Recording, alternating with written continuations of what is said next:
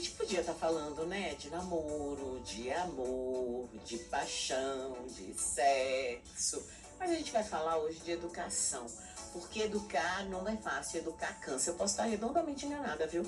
Mas essa é a minha sensação.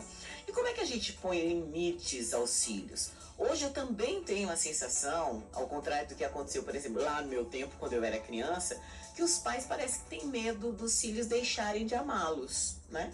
Meu pai e minha mãe não queriam nem saber, eles tinham certeza que eu amava e o limite era o castigo.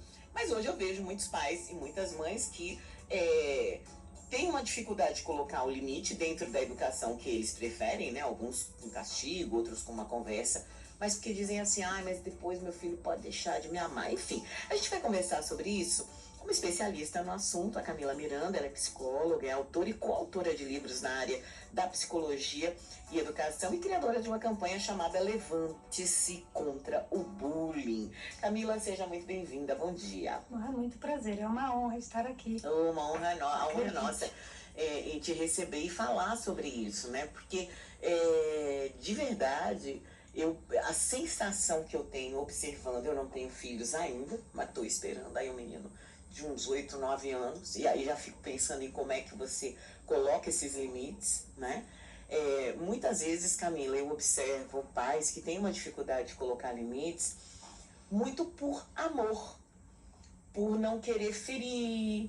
E ferir eu não tô falando de apanhar não, tá, gente? Eu digo assim, não querer, né, deixar a criança chateada, por medo da criança deixar de amar, e que esquece que esse não limite pode estar propiciando que essa criança encontre alguém para colocar o limite de uma forma mais séria lá na frente. Existe um modelo mágico, digamos assim, para a gente educar os filhos nesse sentido? Uau, quando eu, comentando, né, porque eu já conheço a Rádio Sociedade, lhe conheço de nome de muito tempo, de ouvir rádio, falei, vai ser uma entrevista muito bacana, porque é com a Silvana, então assim, você já começou, bom, eu sabia que ia ser assim, bem bacana e desafiadora, porque você traz questões assim, que eu fiz umas anotações para guiar a mente, e você traz um ponto crucial, ainda mais hoje em dia, né? Vamos pensar assim, quando você fala que os pais têm medo de não serem amados, né? E não sei se é, às vezes, por muito amor, a super proteção, mas hoje em dia eu observo mais isso que você trouxe bem no início. Minha mãe não estava com problema, não tinha de... Ela não queria saber. Não, ela estava muito bem com ela própria nas decisões. Então, assim, acho que a fórmula mágica é a gente, como adulto, né, cuidador de uma criança, pode ser uma avó, uma tia, né, ou os pais, tá seguro do que consideramos certo, dos nossos valores, de como a minha casa funciona. Você também traz diferenças, né? Então, algumas pessoas de um jeito mais rígido, outras de uma maior conversa. Toda família tem sua história, sua dinâmica e merece respeito, né? Nem flexibilidade demais, nem rigidez demais, né? Por isso que a fórmula mágica é muito difícil, mas quando a gente está consciente de por que faz, já faz a diferença total, porque aí a gente entra no que você falou do ser medo de não ser amado, né? E pensando no amor, o amor é construído, né? O vínculo, quando nasce, quando a gente olha, tem tudo para acontecer, mas ele é uma construção, e criança pequenininha não nasceu amando, ela vai construindo aquele laço, e antes do amor, eu tenho também um autor que eu gosto muito, que é o Rosando Klinger, que eu indico para muitos pais para lerem os livros dele, são uma leitura bem tranquila, gostosa, mas a gente sabe que vem primeiro o respeito e a admiração, e aí o amor é construído. Vamos que ver bacana, né? Saber disso. Que dizer não é falta nem de amor, nem dizer sim também não quer dizer que é presença de amor. Não dá pra gente comprar o amor ou medir, né? A gente ama. Eu falo muito, eu tenho uma filha de 9 anos hoje, eu sou mamãe, mas assim, eu penso que amor não se mede, ou a gente ama ou a gente não ama.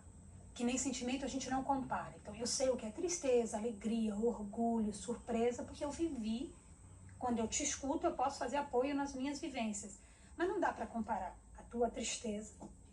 Você perde sua mãe, eu perco um pet. Tristeza é tristeza. Porque aí a gente tem a empatia e o contato com o ser humano, né? Mas amor também não se compara. A gente ama, a gente não ama. Não sei se tem ama mais, ama menos. Acho que eu tenho um irmão. Poderia dizer que talvez os filhos que não são filhos únicos diriam que sim, porque o amor é diferente, as conexões são diferentes. Eu não sei nem se é mais ou menos, mas o amor ele é diferente. Né? Assim, com as pessoas. Isso, assim, nós éramos em 4 irmãos, então quando a gente estava na adolescência, a gente percebia claramente que os amores ali, inclusive entre os próprios irmãos, dos irmãos para os pais e dos pais com os irmãos, todos eram muito amados, mas cada um muito dentro da sua personalidade ou da comunicação de vivência que tinha com esse ou com aquele pai, né?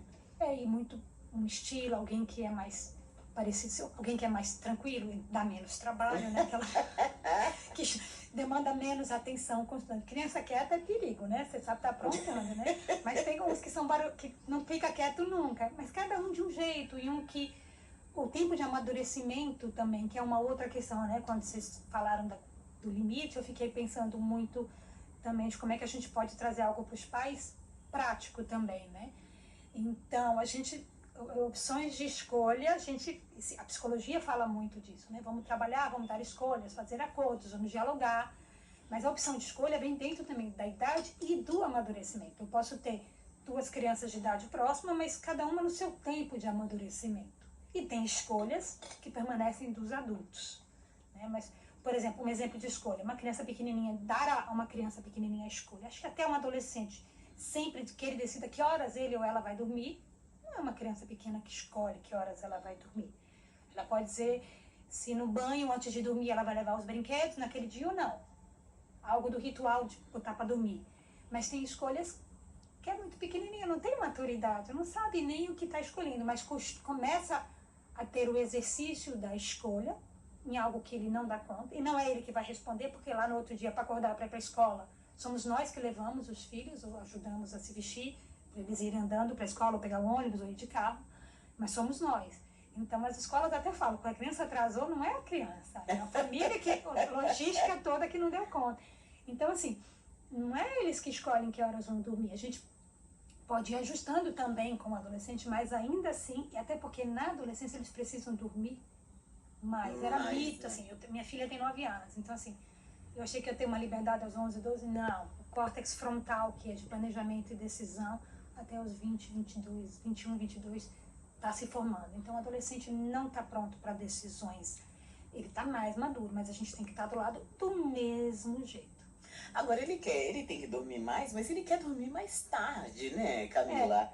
Então, assim, gente, olha, se você tiver um adolescente diferente, mas os que eu conheço, todos, se pudessem, todos os dias dormiriam depois das 2 da manhã. Total. Mas aí também vão enveredar pela manhã fora dormindo, né? Aí quem estuda de manhã, não sei como acorda para dar conta da atenção. Dorme na sala, né? E aí você vai ter que construir uma convivência, que é o que a gente fala um pouco do acordo. Quando você constrói, se a gente anda no tempo para trás, quando esse adolescente foi criança, se lá atrás a família já tem uma dinâmica de construir, eu nem digo muito assim acordos, eu gosto da palavra expectativa.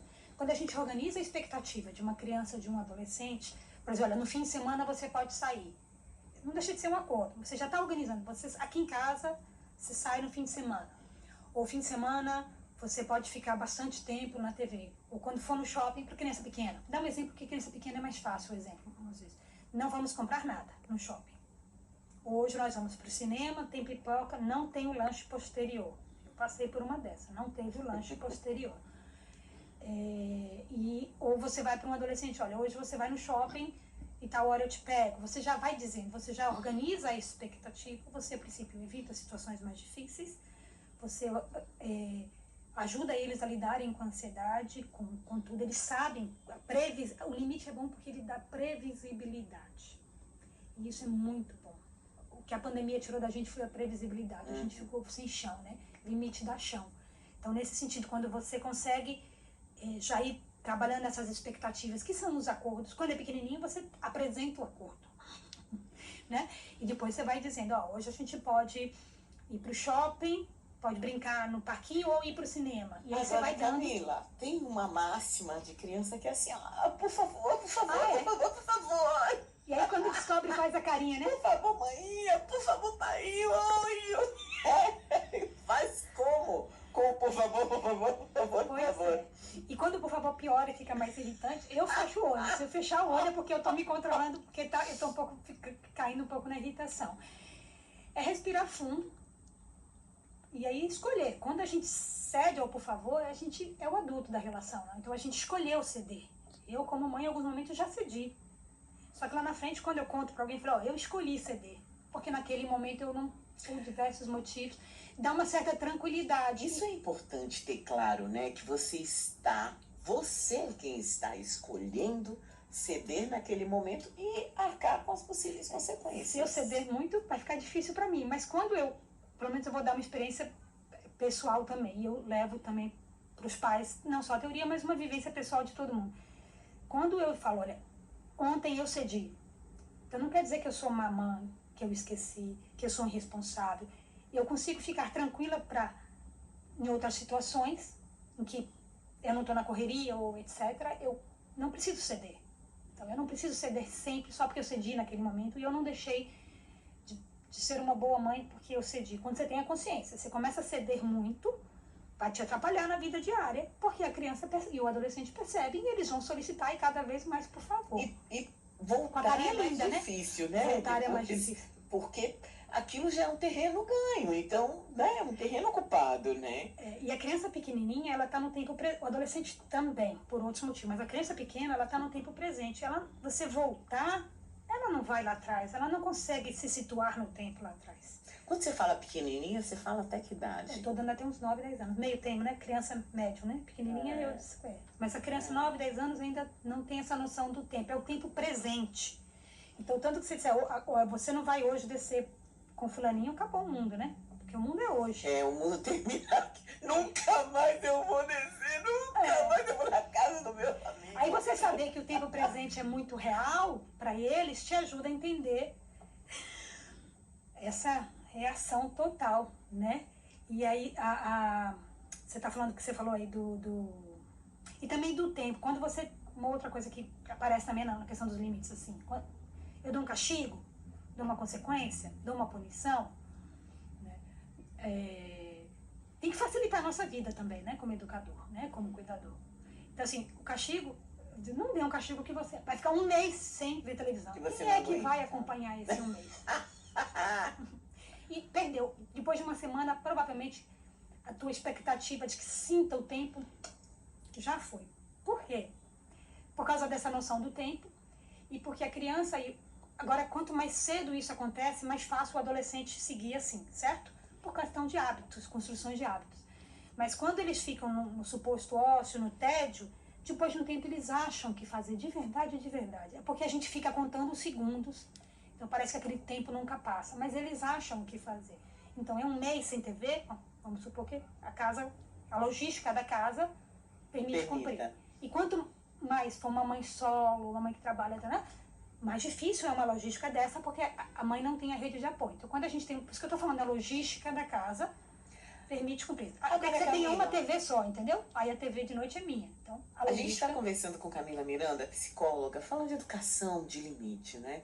Eu fico sempre com a sensação, porque lá em casa os castigos, eles eram num tempo muito curto, até porque, imagina, eram 4 filhos, com uma diferença, né? Tinha eu acima de mim, minha irmã com 5 anos de diferença, depois mais 2 para o outro, mais 2. Então, assim, a gente tinha mais ou menos ali a mesma idade. Então, os castigos, eles eram curtos, eles eram intensos, pegavam sempre onde você doía mais. Então, era assim, você não vai brincar na rua, você não vai para casa de não sei quem que você gostava, hoje, essa semana não tem cinema, ou não tem a comida predileta, o doce predileto, não vai ter pizza, enfim. Mas era sempre uma coisa muito curta. Eu lembro que o impacto que a gente tinha, normalmente era final de semana, né? A gente tinha uma casa muito organizada de segunda até sexta de manhã, com um ritmo muito cartesianozinho, de estudo, volta, e no final de semana é que a gente curtia muito. Então era isso, você ficava sem, né? Será que essa não é uma forma mais prática, principalmente para quem não tem rede de apoio, se organizar? De fazer algo pro fim de semana, né? De ter um efeito no fim de semana. De você ter um impacto num período menor do que você alongar um castigo que você não vai. E você vai perder o tempo, o alongado, você não. Porque você também. Você não ganhou. Depois de uma semana, você não ganhou nada. o efeito já foi. É só satisfação, sei lá o que aí, do adulto. Porque já perdeu, entendeu? E eles vão arranjar o que fazer depois de uma semana. Então, aquele efeito, esse impacto não valeu. A gente sabe que, assim, os aprendizados, né? Isso vale também, por exemplo, isso é falado muito para professor, assim, para tentar trazer o aprendizado de um conteúdo, de um conhecimento. Ele é feito muito mais tanto pelo prazer, mas também pela dor. O impacto da dor é a mesma região do cérebro do prazer. Agora, que seja pelo prazer, porque a dor a gente evita, a gente se afasta, né? E assim, se a gente fica também só em castigos, a gente cria um adulto que a gente sabe que existe, vou pegar um exemplo real, que vai cumprir a lei de trânsito só para não ser multado. Tudo bem, mas assim, o que a gente, pelo menos, meu sonho de consumo é que a sociedade, as pessoas façam certo, não só para não receberem o efeito multa, né? Punitivo, ou da lei, ou para o professor não reclamar, ou para não chegar recado em casa, da escola, mas fazer o certo porque o certo é o certo. Ah, fulano não está fazendo. Não sei. A gente faz o certo porque o certo é o certo. Já me chegou isso na minha filha, falei, a gente faz o certo porque o certo é o certo, e a gente faz por isso. Eu não consegui explicar mais, ela também não perguntou, mas ela já ouviu isso mais de uma vez. Então, na adolescência, quando ela trouxer, e eu falar, a gente faz o certo, é provável que ela diga, porque o certo é o certo. Eu não sei, mas ela já ouviu, então fica mais fácil quando a gente... Isso não quer dizer que eu dou conta de todos os meus dilemas, não, já fico irritada, fecho o olho. Hoje em dia eu descobri que eu fecho o olho, eu até fechei aqui, né? Porque aí eu não me contamino com a reação, com uma postura, eu consigo me concentrar mais para tentar dar uma resposta mais neutra possível naquele momento, sabe? Para encerrar, porque também se a pessoa está na mãe, nunca mais vou ver fulano, não foi isso que você disse. Você repetiu, mas não disse isso, já foi. Está na pura emoção, aí você tem que voltar um pouquinho depois. Mas não é toda hora que dá, mesmo sabendo da teoria. Então eu sei que se... Aí faz por favor, se não começa a fazer algo para incomodar a mim, ficar me enchendo, repetindo. Cada pai e mãe é um ponto. E aí você precisa se afastar e dizer, olha, agora não, eu não sei um pouco. Se afasta para pensar isso, manter, tem que manter. Porque quando a gente cede, eles começam a descobrir aonde é o ponto fraco. Aonde é o ponto fraco. Se é quando chega do trabalho, se é pedir na hora que acabou de acordar. Tem gente que eu tenho amigas que quando estão com fome, ficam muito mais mal-humoradas. Tu pode pedir antes, se descobre que a mãe ou o pai, quando está com fome, responde qualquer coisa. Para resolver. Para resolver. Então, a gente descobre como fazer, a gente sabe. Eu vou pedir para minha mãe assim que ela chegar do trabalho, porque aí ela fala logo. E a gente sabe, a gente fazia isso também, né? A gente precisa se lembrar, né, do que a gente fazia, né? Só tá com outra roupagem hoje em dia, né? E a disciplina, o limite, ele promove, a gente aprende a postergar o prazer, adiar o prazer. Não é deixar de ter o prazer, a gente pode às vezes adiar. Então a gente fala, o que se fala hoje para o adulto? Que as empresas contratam, hoje não sei se ainda permanece esse dito, né? Mas contrata pelo hard skills, né? Pelas habilidades técnicas, conhecimento do currículo todo, mas demite pelos soft skills, pelas habilidades de relacionamento. Exatamente. E o limite faz isso. O mundo está aí, 2023. Olha, eu nasci em 74, a mim em 2014 já tem um mundo enorme aí, antes de eu nascer. Por que o mundo tem que se ajustar a mim, que sou uma, entende? E as crianças hoje, aí cada caso mas muito por esse medo de não ser amado, e a gente não perde o amor, não. O amor vai estar lá. Se não tiver, porque algo aconteceu. Não, e tá, né, gente? Eu continuei amando meu pai e minha mãe com todos os... E aí a gente pode... E olha que eu era essa que era silenciosa, viu? Eu não era muito arteira, não. Eu vi uma vez um post de alguém que fala que com todo amor pela avó, são amores diferentes, né? E não comparar amor, né? Então, pensando aqui, no meu caso, a minha filha ama muito a tia, é um outro amor. E eu descobri que eu não vou perder o amor dela, eu tinha esse medo. Sei lá, se outras pessoas se envolvem muito na época que ela era muito pequenininha, eu achava, não, ela vai deixar de seguir o que eu e o pai acreditamos. Não perde, seu lugar tá lá, pro bem e pro mal também. Né? Então você é a primeira chata e tal, mas seu lugar tá lá.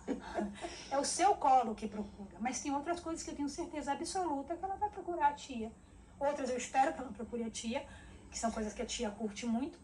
E que bom que ela tem, né? Uma tia também para procurar, né? Tem. Então, e não comparar o amor. Porque quanto mais laços a criança tem, mais segura, mais... Ninguém quer ser uma mãe só. Por que a gente quer que eu tenha uma filhinha solo para lá na frente não ter esses laços todos? Eu, no meu caso, não sou uma mãe solo. Mas a gente não fala tanto de sofrimento, e é um sofrimento, é uma característica, uma dinâmica muito real, certo? Das mães solos.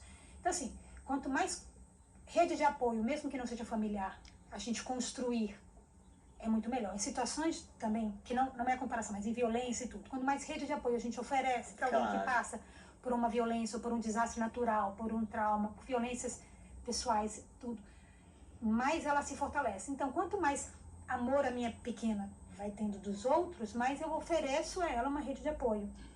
Só não. Aí eu que vou ter que lidar com a minha inveja, com o meu ciúme, eu que vou ter que me resolver, entendeu? Mas é esse também, porque se a gente põe só pra gente, depois quando for sair vai sofrer muito. Gente, quero agradecer aqui Camila Miranda, é sempre ótimo conversar com você. Você sempre abre assim, né, a cabeça da gente. Psicóloga, autora, coautora de livros na área de psicologia e educação e criadora da campanha Levante-se contra o Bullying. Conversamos sobre limites. Camila, super obrigada, viu? Bom dia pra você. Agora 11h46.